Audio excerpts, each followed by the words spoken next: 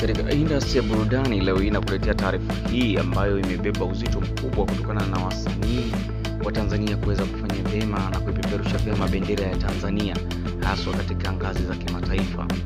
Ambapo wanasema watu maarufu wa Tanzania waliochukua tuzo jana kwenye tuzo za African Artist Entertainment Award za 2025. Mbosso akiwa ameopoa tuzo nyingi kwelikweli. Katika tuzo hizo ambazo zimefanyika jana nchini Kenya, Mbosso ameibuka kidedea kwa kuchukua tuzo 3, akiongoza kwa idadi ya tuzo miongoni mwa wasanii wote waliotunukiwa. Ameshinda katika vipengele vifuatavyo: Best Songwriter Africa, Best Vocalist Africa, Best Alternative Fusion kupitia wimbo wake Over. Lakini pia Raymond Rayvanny naye hakuwa nyuma, akijinyakulia tuzo 2, ambapo katika vipengele vya Best East South Africa Hits, Nessa akiwa amemshirikisha Diamond pamoja na Khaligraphy. Lakini Album of the Year The Big One akiwa ameshirikisha wasanii kadha wa kadha katika albamu hiyo. Lakini mshereheshaji MC Garabi alitambulika kwa umahiri wake jukwani kwa kushinda tuzo 2, Best Male Event Host Africa na Best Male TV Host Africa. Huyu tunajua ana host moja ya show kubwa katika channel ya Bongo Swahili, akiwa na host show ya Mr. Right. Lakini vile vile DJ LV alitoa tuzo ya Best DJ Africa. DJ LV ametoa tuzo, lakini kwa upande wa Yami TZ alishinda tuzo ya Breakthrough Collab Africa. Lakini kwa upande mwingine msanii Harmonize ameshinda tuzo ya Best Afro Pop Africa kupitia wimbo wake Disconnect akiwa amemshirikisha Mario. Lakini kwa upande wa Nandy alishinda tuzo ya Best Bongo Flavor kwa wimbo wa Da akiwa amemshirikisha Ali Kiba. Upande mwingine Diamond Platinum Simba la Masimba alibuka na tuzo ya Best Global African Male Artist.